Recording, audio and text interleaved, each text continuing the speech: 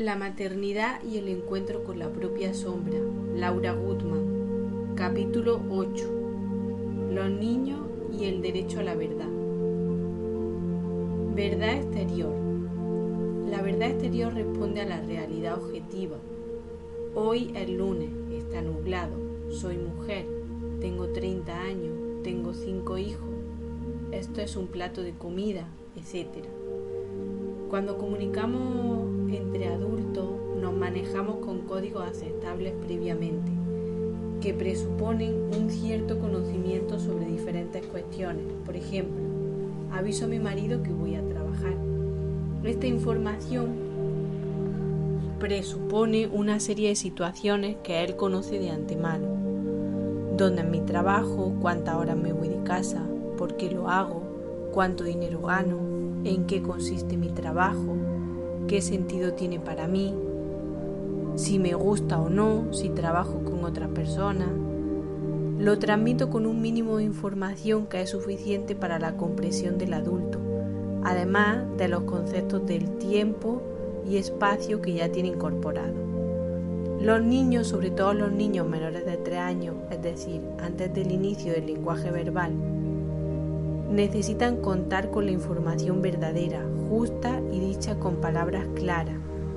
A diferencia de las personas adultas, ellos no cuentan con el concepto abstracto de tiempo y espacio. Por lo tanto, las situaciones más banales tienen que ser anunciadas una y otra vez antes de que sucedan.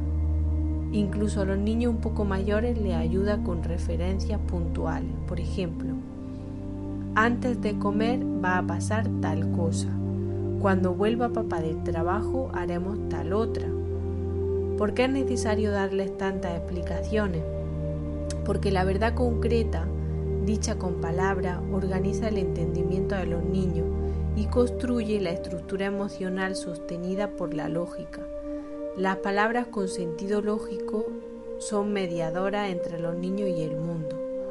Tomemos como ejemplo la comunicación entre adultos. Mi marido me anuncia, esta noche vuelvo a las 3 de la madrugada. Me informa sobre algo real, pero no es suficiente explicación lógica para mí y no entiendo ni acepto que vuelva a las 3 de la madrugada, porque no es costumbre en nuestros acuerdos de matrimonio. No puedo construir mi realidad con tan poca información. En cambio, si me avisa, esta noche vuelvo a las 3 de la madrugada porque después de la reunión con mi gerente va a haber una cena de empresarios y supongo que va a terminar muy tarde, ya que está previsto comenzar a medianoche. Cuento con suficiente información para organizar mi entendimiento, amoldarme y aceptar la situación que, aunque no sea agradable para mí, fundamentalmente comprendo de qué se trata. En la comunicación cotidiana con los niños, cuando una madre le dice a su hijo «me voy a trabajar», el niño no dispone de suficiente información para construir su pensamiento ni su realidad. ¿Qué significa trabajar? ¿Cuándo va a volver? ¿Por qué se va? ¿Qué va a hacer el niño en ese lapso de tiempo? Es vital comunicar a los niños la verdad exterior con lujo de detalle, tratando de percibir el mundo desde los ojos de ese niño, porque cada momento es infinito, cada sensación es eterna. Los niños están supeditados a la órbita celestial y los adultos les obligamos a descender a la realidad terrestre. Esta capacidad de conectar el cielo con la tierra, el espíritu con la materia, es una de las características de la mujer puérpera que habita los dos aspectos simultáneamente. La magia de las palabras logra acercar el mundo sutil del niño pequeño y el mundo concreto de los adultos. Por eso, las palabras deben ser utilizadas, son la traducción de lo que pasa. Las madres pasamos muchas horas a solas con los bebés. Eso nos facilita el entrenamiento para que fluya la comunicación no verbal permanente. No hay testigos que juzguen la supuesta locura de hablar con esa criatura diminuta y desconocida. Es el periodo ideal para hablar previniendo a los bebés sobre todo lo que va a acontecer. Por ejemplo, ahora te voy a cambiar el pañal, tal vez sientas frío, vamos a salir a pasear y tengo que abrigarte, o vamos a ir juntos al supermercado, allí hay ruido, luces fuertes y demasiada gente. Cada suceso, por más banal que parezca, debe ser anunciado por la madre, porque el niño está involucrado y porque lo predispone para lo que va a suceder. De esta manera los niños utilizan las palabras con sentido lógico del adulto como mediadores entre el mundo externo y el interno. Cuando los padres no adoptan la costumbre de hablar con los niños desde muy pequeños, a medida que crecen les resulta cada vez más complejo entrar en comunicación con ellos. Suelen preguntarme en las consultas, ¿cómo le digo? Hablar con los niños es sencillo, es igual que hablar con otro adulto. ¿Cómo constatar que los niños comprenden el sentido de las palabras? Personalmente lo compruebo una y otra vez, pero esta tarea debe llevarla a cabo cada uno, abriendo la capacidad de observación y permaneciendo atento al acompañamiento fiel de los niños cuando saben de qué se trata. A medida que pasan los años, mi asombro es cada vez mayor frente a la evidencia increíble sobre la capacidad de entendimiento de los niños. Parafraseando a la doctora Françoise Dolto, el ser humano tiene la misma capacidad de comprensión desde el día de su concepción hasta el día de su muerte. La comprensión no tiene que ser demostrada con su respuesta verbal. Que los niños pequeños no puedan utilizar el lenguaje verbal no significa que no lo comprendan. Verdad interior.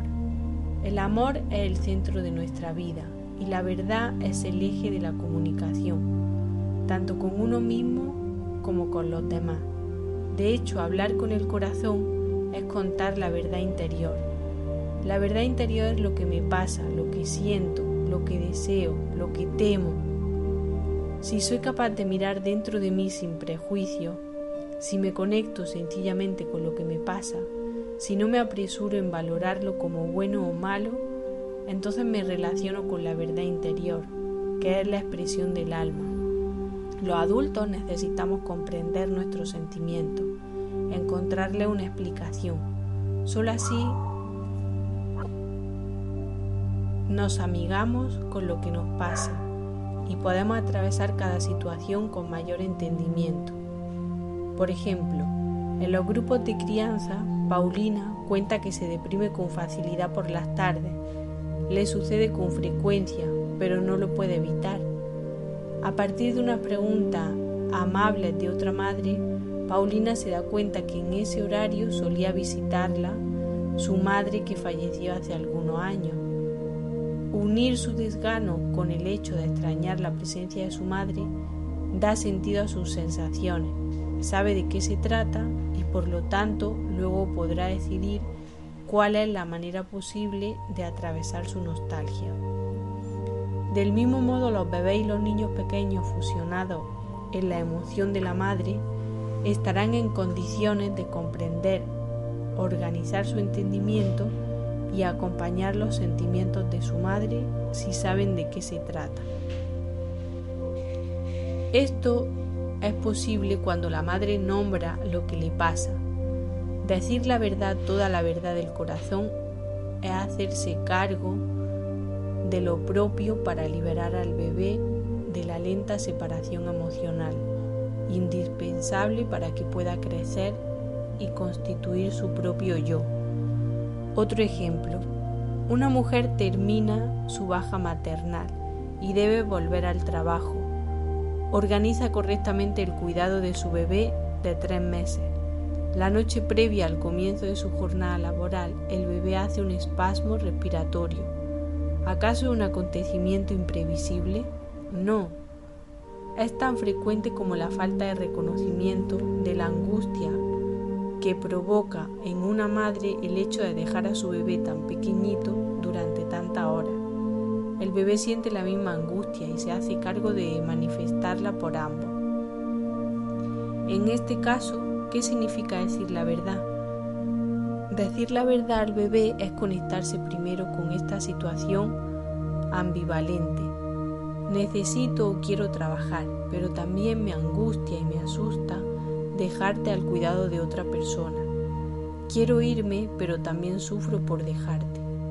Reconocer lo que me pasa, comunicar lo que me pasa, es darle la posibilidad al bebé de comprender y separarse de lo que me pasa. De lo contrario, el bebé se hace cargo de comunicarlo.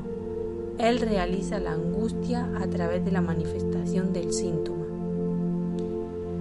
En otras palabras, el bebé nos obliga a conectarnos con la verdad, porque de lo contrario la materializa, la expresa en el plano físico, la vive en su cuerpo. Hay quienes consideran imposible estar dando explicaciones todo el tiempo. Sin embargo, resulta facilitador para los vínculos. Poco a poco convierte a los niños en seres que acompañan con fluidez las decisiones y necesidades de los padres, porque le encuentran sentido. Con el transcurrir del tiempo las explicaciones son más cortas y precisas, ya que el niño incorpora conceptos de tiempo y espacio. El bebé necesita cada día la palabra de la madre que medie en la ausencia o ante cada situación nueva. En cambio, un niño de 3 años y medio que maneja con soltura el lenguaje verbal sabe que cuando la madre dice me voy a trabajar, tiene todo el sentido que le ha venido dando con muchas palabras llenas de significado durante estos 3 años. Los niños encuentran un sentido personal en cada pequeño hecho cotidiano, si el amor de sus padres y las personas que los rodean así lo confirman.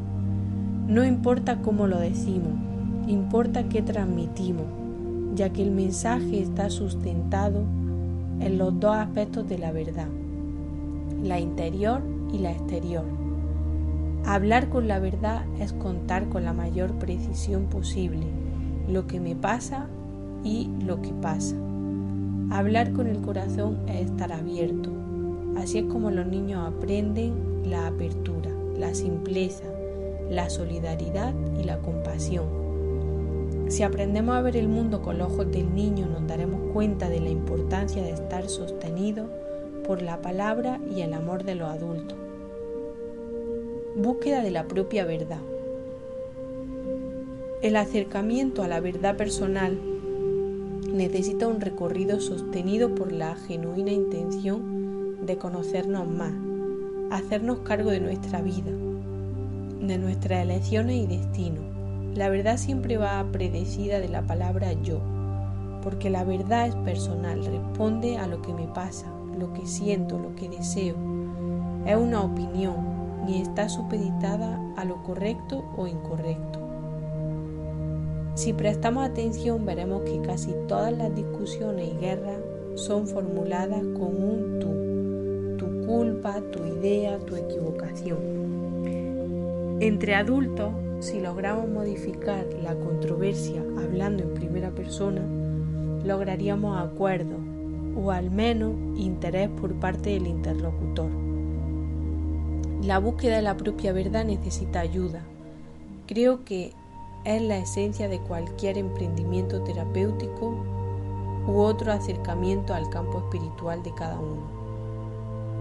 Suele ser indispensable pedir colaboración a un profesional, sacerdote, astrólogo, médico, psicoterapeuta, meditador o persona elevada que esté en condiciones de guiarnos en la búsqueda, sobre todo en épocas de crisis vitales, como es el puerperio y los primeros años de crianza de los niños. Todo lo que no conozcamos de nosotros mismos será traducido por el cuerpo de los niños. Si estamos muy alejados de nuestra esencia, ni siquiera estaremos en condiciones de hacernos las preguntas personales básicas ante las manifestaciones dolorosas o molestas de nuestro hijo. Será necesario que alguien nos haga esas preguntas, que nos incite a buscar respuestas posibles en nuestro interior y vele para que no desechemos rápidamente las primeras sensaciones. Volviendo al ejemplo antes mencionado de la madre que retorna a su trabajo, Sin duda, cada vez que apareció la angustia por dejar al niño, se autoconvenció de que ese sentimiento era inadecuado, ya que estaba todo previsto para el cuidado eficaz del niño, relegando el sentimiento verdadero. Si me pasa, lo obligo a reaparecer en el cuerpo del niño. Aceptar la verdad nos permite vivir en paz, aunque la verdad no sea agradable ni bonita. Desconocer la verdad nos agrega piedra en el camino y da la impresión de que tenemos mala suerte. La queja suele ser un elemento que aparece con frecuencia en las personas alejadas de su propia verdad.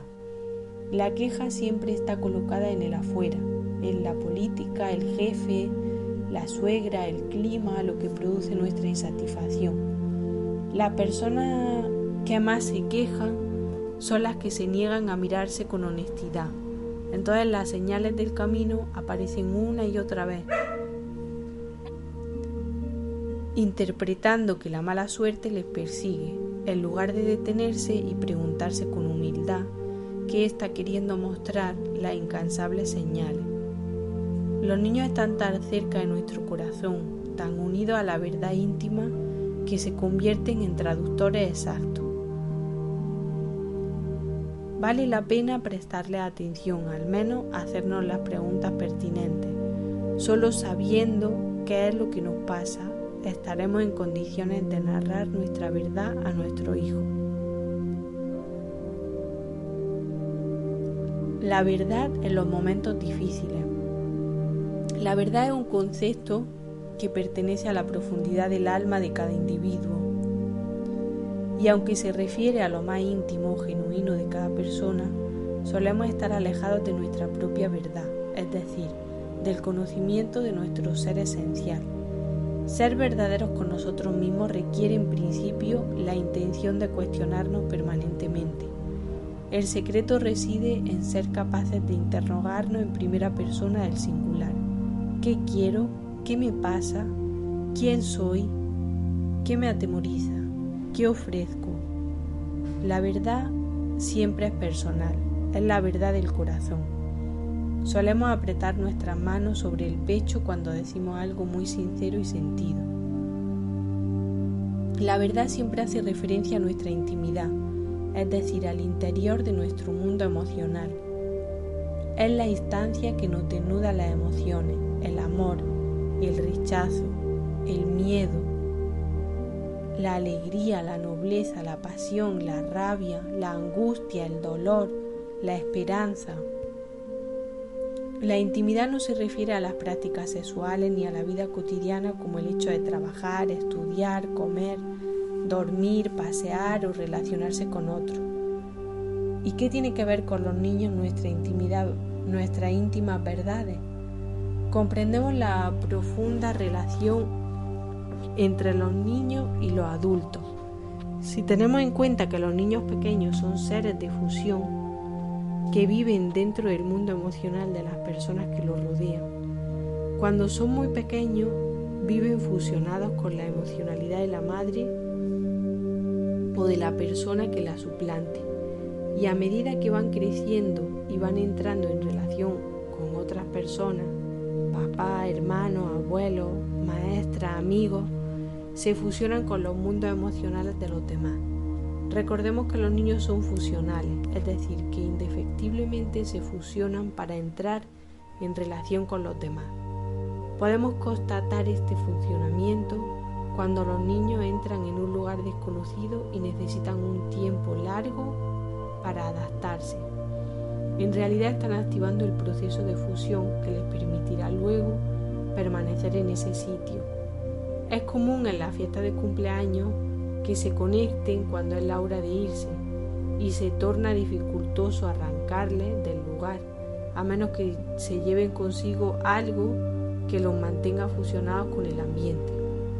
Es importante que los adultos comprendamos este proceso genuino y vital de los niños y que en lugar de juzgarlos por maleducados, facilitemos los procesos fusionales permitiendo que se lleven prestado algún juguete o permaneciendo un rato más en el lugar del que necesitan desprenderse con tranquilidad. Lo que me interesa destacar con estos ejemplos es la naturaleza de fusión de los niños y la convicción de que así como se fusionan con el ambiente físico, también viven fusionados con el mundo emocional de los mayores que les rodean. La dificultad surge cuando los niños no tienen tiempo de conectarse con el lugar o bien no logran comprender eso que sienten. No importa si el sentimiento les pertenece o si pertenece al adulto, porque no hay un límite preciso entre uno y otro. Por eso es fundamental nombrar con palabras sencillas y claras lo que nos pasa. Ahora bien, los adultos solemos decidir qué situaciones es conveniente aclarar con los niños y cuáles no les incumben. En mi experiencia profesional constato cada vez con mayor claridad que no hay situaciones del mundo emocional de los mayores que no competan a los niños. Están emocionalmente involucradísimos, aunque nos hagamos los distraídos. Y en este punto nos encontramos con dos problemas. 1. Cómo reconocer lo que nos pasa y 2. Cómo hablar con los niños sobre lo que nos pasa de verdad. El primer problema es el más difícil, porque requiere el máximo de conciencia y de conocimiento de sí mismo. Se supone que de eso se trata el trabajo de todo profesional que realice una asistencia terapéutica, acompañar y favorecer la interrogación profunda de cada persona, velando para que siempre se cuestione a sí mismo y no a los demás, y conectándose con la verdad más profunda de su corazón, la reconozca, la acepte y sea capaz de nombrarla con palabras. Este recorrido personal necesita con frecuencia la ayuda de un profesional, o un maestro, un sacerdote, un médico, un brujo, cualquier nombre que nos guste darle a la persona que posea la capacidad superior de devolver al otro la imagen verdadera de sí mismo. Y la verdad no es bonita ni fea, simplemente es. Somos los seres humanos los que nos apresuramos en catalogar nuestras emociones en algún rubro conocido y juzgarlas como positivas o negativas. Cuando valoramos ciertas situaciones como negativas o dolorosas, los adultos no soportamos nombrarlas. Al no contemplar nuestro corazón, no logramos respetar nuestras limitaciones y nos engañamos llenando el vacío del alma con medicinas equivocadas. Entonces, no es posible hablar con la verdad a los niños si no somos capaces de hablar con nosotros mismos. Y para ello es indispensable conectarse con la criatura íntima y única que vive en nuestro interior. Ser lo que somos. Aunque resulte tentador acordar con estas afirmaciones en la vida diaria, no encontramos la manera de acercarnos a nuestra verdad y transmitirla así a los niños. Las situaciones de divorcio son especialmente gráficas. El cónyuge se convierte velozmente en enemigo. Se libra una batalla que creemos que es en contra del otro, pero es contra sí mismo. Cada uno reclama lo que el otro debería hacer u ofrecer. Crece la tensión y el odio mientras le decimos a los niños que papá se fue a trabajar lejos o incluso que papá tiene una novia, que puede ser una anécdota verdadera pero nunca responde a la verdad interior. La verdad reside en lo que me pasa. Con la situación de divorcio estoy asustada. Papá es un ser encantador, pero no es el hombre que elijo ahora para acompañar. Necesito un hombre que me contenga más y que me ayude. Necesito un hombre que me cuide.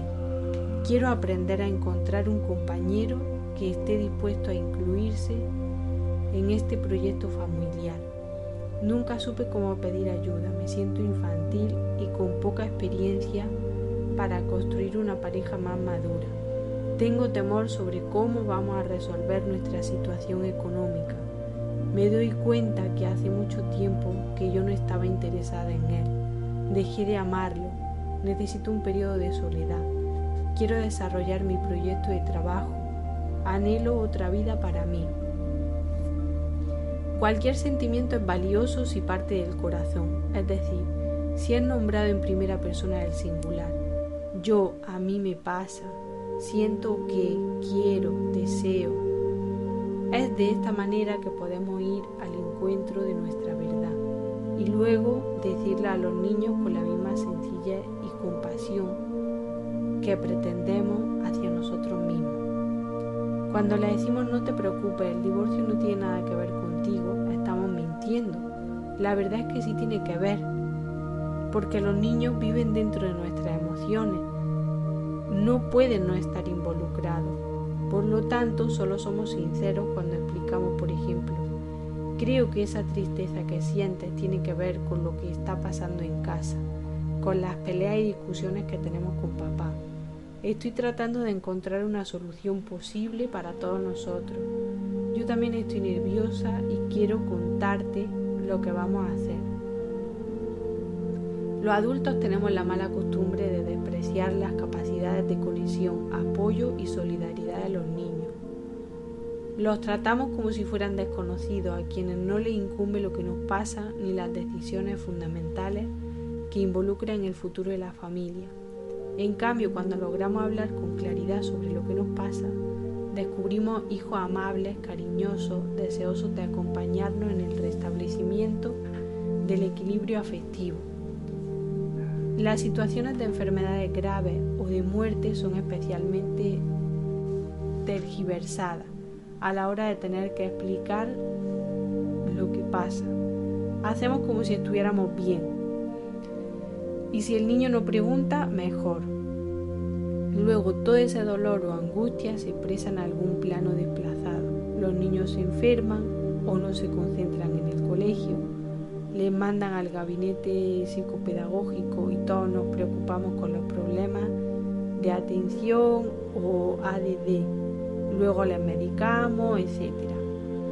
La cuestión es que preferimos ocuparnos de los síntomas aparentes en lugar de preguntarnos qué nos pasa, qué sentimos y de buscar ayuda o silencio interior para poder comunicar a los niños eso que nos pasa. Si no podemos hablar, habla el cuerpo de los más pequeños y todos nos conformamos con algún diagnóstico distraído. Lo fundamental es contar qué nos pasa con respecto a la muerte de ese ser querido. No es indispensable dar explicaciones religiosas o filosóficas sobre la muerte. Este tipo de preguntas los niños las formulan en otro momento, no justo cuando están conectados con el dolor de los mayores. Lo que necesitan son palabras que nombren ese dolor y que les permitan situarse y definir los propios sentimientos de pérdida. Aunque haya situaciones de nuestra vida de verdad dolorosas o ciertos momentos de desesperanza, no significa que tengamos que hacerlas desaparecer a los ojos de los niños. Somos terriblemente infantiles cuando pretendemos contarnos el cuento de que los niños no saben, no entienden, no se dan cuenta.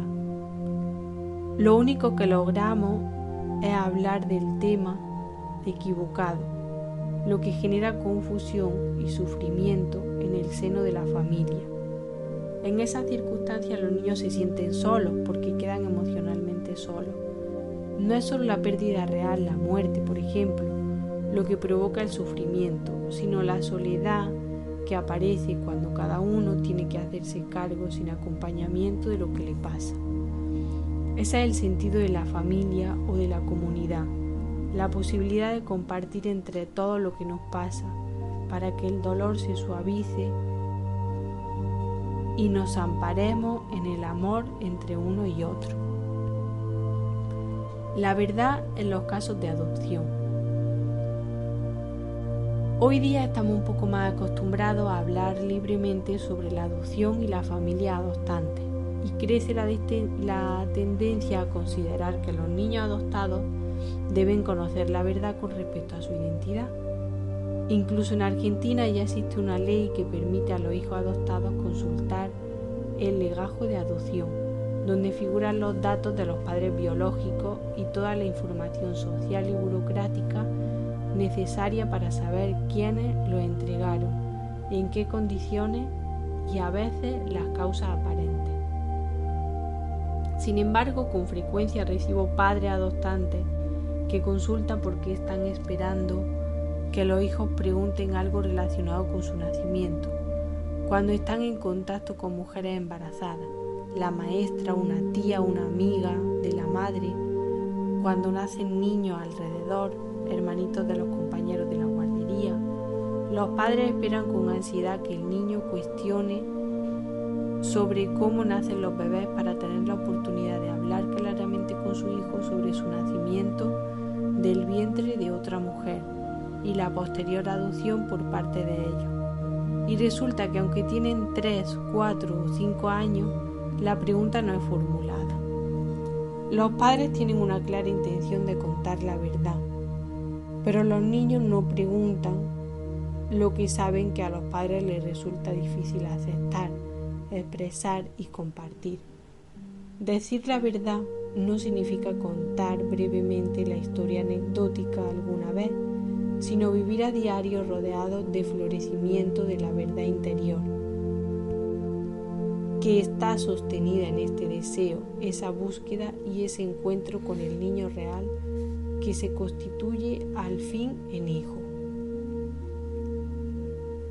La mayoría de los padres toman la decisión de adoptar un niño cuando antes fracasó la concepción de un hijo biológico. No es así en todos los casos. Hay familias con varios hijos que en determinado momento deciden incorporar a la familia un niño necesitado. Pero reflexionaremos aquí sobre las sensaciones ambivalentes de los padres que han anhelado durante años la llegada del hijo biológico, luego han asumido la imposibilidad de concebir, después la decisión de adoptar un niño, la búsqueda ardua y por último la adopción. Estos niños suelen ser muy deseados, mimados, esperados y amados. Sin embargo, hay padres que sienten en la obligación de tener que protegerlos de este hándicap que llevan consigo por ser adoptados, con el temor de que sufran alguna discriminación en el ámbito escolar o social. Pues por eso me interesa compartir una sensación personal con respecto a la fortaleza espiritual excepcional de estos niños que buscan con ahínco a sus padres. Muchos adultos adoptantes reconocen una vivencia sutil pero muy clara y definida al encontrar al hijo, como si estuvieran respondiendo al llamado específico del niño, y al acudir guiados por sus señales, comprueban que estaban en sintonía aún antes del encuentro efectivo. Me parece que estos niños son especialmente aguerridos y que poseen fuerza y decisión para entender las adversidades. Creo que estas cualidades le hacen en algún momento poseedores de una luz que otros no ven y de un poder que otros no vislumbran. Por eso estos encuentros merecen ser celebrados con especial alegría, ya que fueron posibles gracias al deseo de amar y cuidar por parte de los adultos, pero sobre todo gracias al insistente llamado del niño, que guió de alguna manera a los padres hacia él. Aquí hay algo para valorar y compartir, para mostrarlo al mundo como un suceso que se festeja socialmente, como los compromisos, los casamientos, los nacimientos, las mudanzas, los diplomas, los logros, que no se ocultan ni se cuentan en voz baja. Estamos festejando un milagro, una maravilla, una manifestación de la fortaleza humana. Hay algo de magia en todo esto, el deseo de tener un niño, la posibilidad de encontrarlo, la sensación de que el universo tiene un fin preestablecido y que pocas cosas suceden por casualidad. Cuando vemos por primera vez al niño que vamos a convertir en nuestro hijo, tenemos la certeza de presenciar una danza de duendes que festejan con alegría y se mueren de risa cantando: ya sucedió, lo logramos. Las fuerzas invisibles conspiran para que el milagro se produjera y somos protagonistas del sueño, y el niño es recibido con flores y guirnaldas. Los adultos nos convertimos en padres y los días y las noches se suavizan amparados por un coro de ángeles. Las historias de las adopciones de los niños son relatadas por los padres con increíbles semejanzas.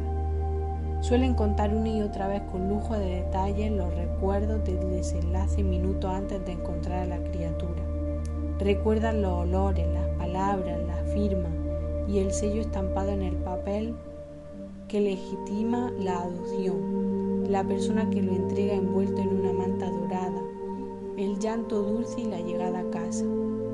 Cada detalle recordado ilumina los ojos de los padres y les permite agradecer a los reyes y magos que les han prestado auxilio en el viaje subterráneo y desgarrador hasta llegar al encuentro del niño amado. La energía necesaria para desear, buscar y encontrar un niño para cuidar suele estar sostenida por un juego de naipes creado en el mundo invisible del alma de las mujeres, que no atiende razones del mundo material, que vuelan por encima de la cordura y que son capaces de navegar todos los mares, llegar a los rincones que los mapas oficiales no recorren ni nombran y terminar con el niño en brazos, amparada en el hombre y protegida entre el cielo y la tierra si es necesario. Es imprescindible que esta energía viviente grite a los cuatro vientos el triunfo del encuentro, ya que como sociedad deberíamos celebrar las adopciones de todos estos niños, reconociéndolos como virtuosos y especialmente listos. La actitud ambivalente de ocultar y de velar con reserva es típica de una sociedad que intenta modernizarse, pero que mantiene los prejuicios y la hipocresía medieval. Fingir ser felices mientras disimulamos el pánico que nos provoca pensar que alguien pueda lastimar a nuestro hijo humillándolo por ser adoptado. En lugar de escondernos en la angustia que nos provoca la ignorancia de los demás, podemos hablar, contar, dar detalles, invitar a festejar, sumarlo a nuestra alegría, hablar del milagro del encuentro, explicar a otros niños qué significa adoptar a un niño, compartir con otros padres la experiencia, exponerlo siempre como una gran virtud, siempre, cada día, cada instante, ante cada paso y frente a todas las personas. Concretamente hablaremos cada día con nuestro hijo, desde recién nacido si lo hemos adoptado al nacer, y le contaremos todo lo que sabemos de él, de su madre biológica, de la entrega en busca de un hogar cariñoso, de su futuro, de cómo nacen los niños, de su fortuna por haber llegado a esta casa. Si es un niño mayor, pondremos palabra a todo lo que hemos averiguado de su vida antes del encuentro. Y sobre lo que no sabemos diremos: no sé, pero podemos averiguarlo. Todo lo que sepamos nosotros y nuestro hijo nos garantiza erigirnos sobre nuestro propio eje, construir nuestra estructura emocional, hilar nuestros pensamientos y con esta fortaleza interna salir al mundo. Entonces viviremos cada día recostados sobre nuestra verdad, que circulará entre los adultos y los niños, entre los amigos y familiares, entre la escuela y el trabajo, en el vecindario, entre los desconocidos. Y habrá alguien que, regocijado y asombrado por nuestra alegría, se animará a tomar vuelo y emprenderá su propia búsqueda hacia el niño que lo está llamando. Y nuestro hijo simplemente vivirá su vida, como cada niño, en busca de su propia verdad, sostenida por la verdad y el deseo profundo de sus padres de acompañarlo. Recordémosle siempre que poseen una virtud excepcional, la fuerza de la llamada, y la tenacidad para lograr lo que desean, y esa capacidad podrán convertirla a su vez en servicio, intuición y sabiduría para ayudar a otros a encontrar su propio camino. El caso de Bárbara. Resignificar la muerte de un ser querido. Bárbara, una profesional exitosa, llegó a mi consultorio con un objetivo específico. Quería saber cómo comunicar a su hijo de 6 y 3 años la muerte próxima del abuelo, enfermo de cáncer. Hablamos sobre la verdad, la capacidad de comprensión de los niños, la relación tan estrecha que Juan y Sofía tenían con este abuelo paterno. Sin embargo, me llamó la atención la angustia desmedida que generaba en Bárbara el solo hecho de pensar cómo serían las futuras conversaciones con su hijo con respecto a la pérdida cercana del abuelo. Decidí preguntarle un poco sobre ella, su vida, su historia personal. Me dijo que su padre había fallecido cuando ella tenía 3 años. Calculé que debía ser entonces un hombre joven. Le pregunté de qué había fallecido y me respondió: de un ataque al corazón. Seguí insistiendo, pidiendo detalles, hasta que estalló en lágrimas relatándome que la historia no era tan sencilla. Su padre se había suicidado. En realidad fue ocultada por su madre y toda la familia a las 3 niñas. Bárbara era la segunda de las 3. El caso fue famoso en la época porque se trataba del hijo de un conocido industrial. Siendo Bárbara estudiante de agronomía, un profesor le preguntó si su apellido tenía relación con la célebre familia que había sufrido esa desgracia en tal fecha, en tal lugar y bajo tales circunstancias. Así supo Bárbara cómo había fallecido su padre.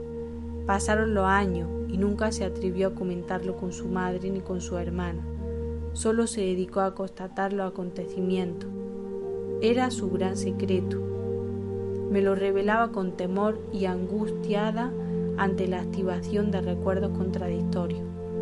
Comprendí que la cercanía de la muerte de su suegro, que cumplía para ella el rol de padre bondadoso y dador, activaba la primera pérdida intolerable de su padre biológico.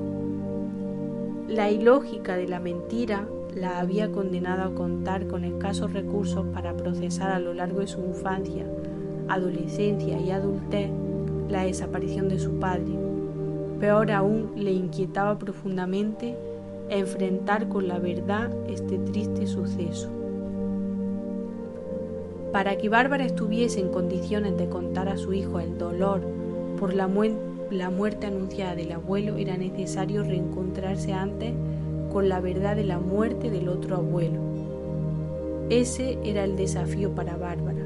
Le propuse que intentara hablar con su marido. De esta manera tal vez caerían los fantasmas que se mueven con autonomía cuando los alimentamos con secretos. Luego su esposo estaría en condiciones de ayudarla a transmitir a su hijo el dolor actual, hacerlos partícipes y estar juntos en este trance. Pocos días después, en efecto, su suegro falleció. Bárbara me llamó temprano una mañana para contarme el desenlace y para decirme que los niños la acompañaban con relativa calma. Después del impacto por la muerte del suegro, Bárbara supo que tenía una historia para reconstruir, ayudada por la búsqueda de la verdad, y se dispuso a emprender ese arduo camino. El caso de Sandra. Cada año en mis clases de la Escuela de Capacitación de Crianza, a modo de homenaje, cuento una parte de la historia de Sandra. Era una mujer hermosa, frecuentaba los grupos de crianza junto con varias amigas. Tuvo 3 hijos, Florencia, Agustín y Candela. El nacimiento de Candela fue muy revelador, un parto vaginal después de 2 cesáreas. Durante el trabajo de parto, que fue muy prolongado, recordó las violaciones a las que había sido sometida por su padre durante la infancia. Así lo supimos cuando nos relató el parto de Candela. El impacto fue enorme entre las mujeres presentes. Durante los meses siguientes, Sandra pasaba esporádicamente por los grupos de crianza, generalmente para compartir algún tema intrascendente como la adaptación de Candela a la guardería o alguna discusión familiar. 3 años más tarde, un buen día, su íntima amiga me comentó que estaba preocupada por Sandra, ya que ella rehuía el contacto amistoso y no era un buen síntoma. Al día siguiente su amiga me llamó por teléfono para avisarme que Sandra estaba internada en el hospital y que le habían hecho una histerectomía. A la mañana siguiente falleció. Tenía 29 años. La impresión y la parálisis que produjo esta noticia en quienes la conocíamos y la queríamos fue inmensa. La noticia fue caótica e incomprensible para quienes la recordábamos, riéndose a carcajadas y tomándose la vida con buen humor. Intentamos hilar pedazos de su historia en busca de comprensión. Así supimos que Sandra atravesó su infancia violada por su padre a partir de los 9 años y que su madre fue quien sostuvo con vigor que esa historia era inventada. Es decir, que eso que Sandra decía que pasaba, la madre negaba que pasara. Se autoconvenció, al igual que casi todos los niños violentados y abusados, que necesitan negar en la conciencia lo que sucede para seguir viviendo, haciendo como si eso que viven en realidad no existiese. Supimos también que Sandra sufría de hemorragias vaginales muy intensas, que nunca habían sido diagnosticadas. Podían durar varios meses, y aunque la madre sabía que sufría de esa dolencia, la minimizaba. Supimos detalles desgarradores. Trazamos un mapa de violencia familiar a partir del cual comprendimos que Sandra no tenía salida. El marido de Sandra también se dedicó a mirar para otro lado. Y el silencio, ese silencio activo que borra la injusticia y el abuso, que niega la infancia y la inocencia. Ese día aprendí que nunca más dejaría que alguien viviera con un secreto tan poderoso.